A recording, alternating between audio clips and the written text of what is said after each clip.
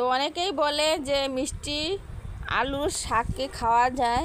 তো বন্ধুরা, হ্যাঁ, মিষ্টি আলুর শাক খাওয়াও যায় আর খেতেও ভালো লাগে। তো এটা আমার বাগান থেকে উঠিয়ে নিয়ে আসছি, মিষ্টি আলু গাছ ছিল, তো সেখান থেকে এই কিছু শাক উঠিয়ে নিয়ে আসছি। আর শাকগুলো যে এনেছি দেখো, তো এই যে শাকগুলো হচ্ছে গিয়ে তোমার আগালের থেকে উঠিয়ে নিয়ে আসছি, একদম কচি কচি আগালগুলো শুধু উঠিয়ে নিয়ে আসছি। আর কিছু পাতাও নিয়ে আসছি, কচি কচি পাতা। তো এটা হচ্ছে মিষ্টি আলুর মানে গাছের ডুগোগুলো একদম কচি কচি যে, সেইগুলো উঠিয়ে নিয়ে আসছি। পাতাও নিয়ে আসছি, আজকে রেসিপি করেও দেখাবো তোমাদেরকে। আর তোমরাও একবার হলেও খেয়ে দেখো, ভীষণ কিন্তু ভালো লাগে এই মিষ্টি আলুর শাক খেতে। তো এবার শাকগুলোকে ধুয়ে নিয়ে আসি, তারপরে কিন্তু বাকি প্রসেসটা দেখিয়ে দেব তোমাদেরকে। আর দেখো কতটাই কচি। আর এটা হচ্ছে গিয়ে মিষ্টি আলুটা একটু লাল লাল হয়, আর সাদাটাও খাওয়া যায়, লালটাও খাওয়া যায়, তবে লালটাই বেশি ভালো লাগে। কিন্তু এটার মধ্যেও দেখো সাদা সাদা এরকম যখন ভাঙতে যাবে, দেখো সাদা সাদা সাদা সাদা কোষ বাড়াচ্ছে। কিন্তু এগুলো ধুয়ে যদি সুন্দর করে রান্না করা যায়, একটুকু কষ্টেও লাগে না, খেতেও ভালো লাগে। তো অবশ্য তোমরা একবার হলেও ট্রাই করে দেখতে পারো। আর আজকে আমি এটাই রান্না করব এখন।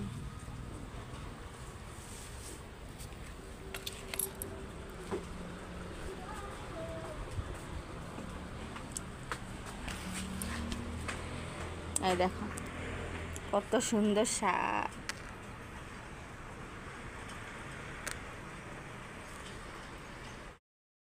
তো বন্ধুরা দেখো, অনেকেই জিজ্ঞাসা করে যে মিষ্টি আলু শাক কি খাওয়া যায় নাকি এইভাবে।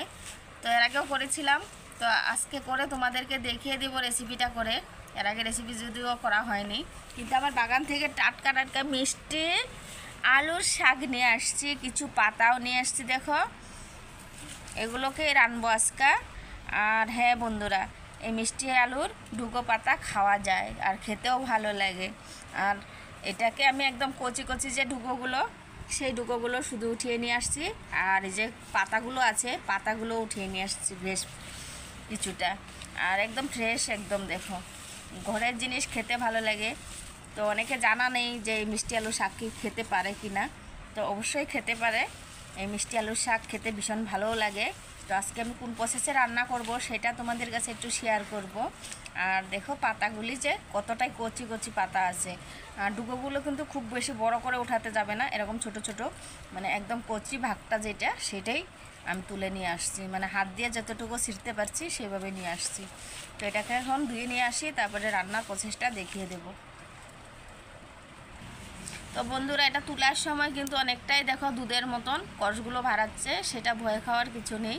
এই কষটা কিন্তু আর রান্না করার পর কিন্তু আর কোনো কষ ভাব লাগবে না, খেতে ভালো লাগবে। তো এবার ধুয়ে নিয়ে এসে যখন কাটবো, তখন মানে এই কষটা আর এতটা থাকবে না। যখন রান্না করব পুরোপুরি কষটা চলে যাব। যখন মানে এইরকম উঠাতে যাবে, তখন অনেক সময় দেখবে হাতে আঠা ভাব লাগে, তখন কিন্তু সেটা ভয় খাওয়ার কোনো কারণ নেই। তারপরেও কিন্তু এটা খাওয়া যায়, ভীষণ ভালো লাগে, না কষ্টে লাগবে না কিছু লাগবে, একদম পুরো আলু শাকটা খুব টেস্ট লাগে।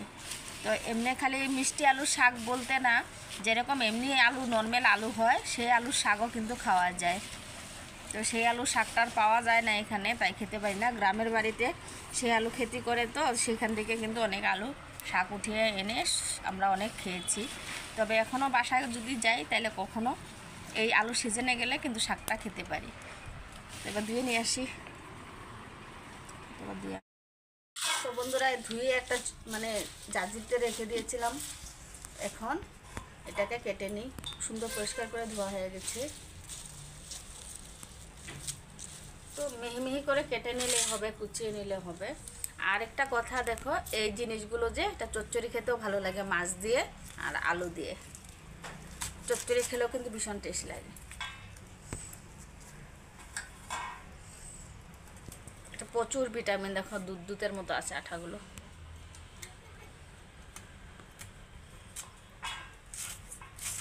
একটু মিহি করে কুচিয়ে নিব, তাহলেই হয়ে যাবে।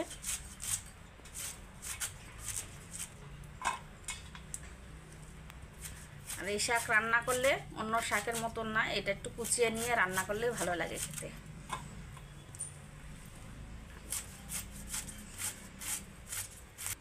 বন্ধুরা চলো সমস্ত শাকগুলো এভাবে একইভাবে কেটে নেব, তারপর করতে চলে যাব।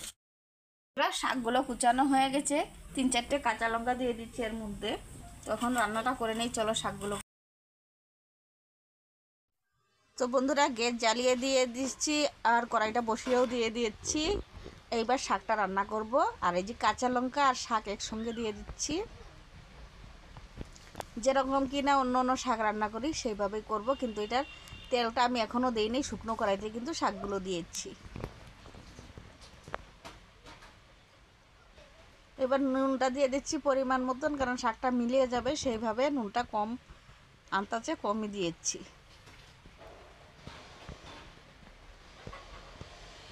শাক রান্নার সময় সবসময় নুনের পরিমাণটা একটু কমই দিতে হয়, কারণ শাকগুলো প্রচুর মিলিয়ে যায়, অল্প হয়ে যায়। তো দেখো কতটা অল্প হয়ে গেছে। তো একদম জলটা শুকিয়ে গেছিলো, যেহেতু আমি জাজিতে রেখেছিলাম। আর এমনি নর্মালি যদি কেটে নিতাম তাহলে এই শাকের জল দিয়ে কিন্তু শাকটা সিদ্ধ হয়ে যেত। তো একটু সিদ্ধ করার জন্য সামান্য একটু জল দিয়েছিলাম। তারপরে এই যে ঢাকনা উঠিয়ে দিয়ে ভালো করে নাড়াচাড়া দিয়ে শাকটাকে এবার একটু নামিয়ে নিতে হবে। যখন একটু শুকনো শুকনো হবে নামিয়ে নেব, তারপরে তেলটা দিব। আর এটার মেন হচ্ছে গিয়ে তোমার ফোড়ন দেওয়াটাই। ফোড়নটায় যে এভাবে দিলে কিন্তু ভীষণ ভালো লাগে। যে কোনো শাকে দেখবে যে ফোড়নটা যদি পরে দেওয়া হয় ভালো লাগে, কিন্তু পালং শাকটা আমি কি করি একইভাবে ফোড়ন দিয়ে দিই। তো কথা না বলে এখন বলি আসল কথা। তেল কড়াইতে দিয়ে তারপরে এক এক করে শুকনো লঙ্কা, তারপরে রসুন, তারপরে পেঁয়াজ এগুলো দিয়েছি ফোড়নে। আর এই শাকে কিন্তু একটু রসুনটা মানে দিলে ভালো লাগে খেতে। তারপরে যে শাকগুলো ঢেলে একটু নাড়াচাড়া করলে কিন্তু আমার শাক রান্না হয়ে যাবে একদম পুরো রেডি।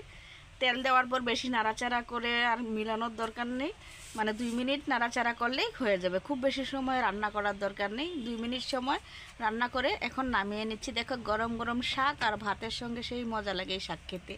তো যারা এখন অবধি জানো না মিষ্টি আলুর শাক খাওয়া যায় কি না, তারা একবার হলেও রান্না করে খেয়ে দেখো, ভীষণ ভালো লাগে এই শাকটা খেতে। তো আজকে রেসিপি এখানে শেষ করব বন্ধুরা। আজকে বিদায়।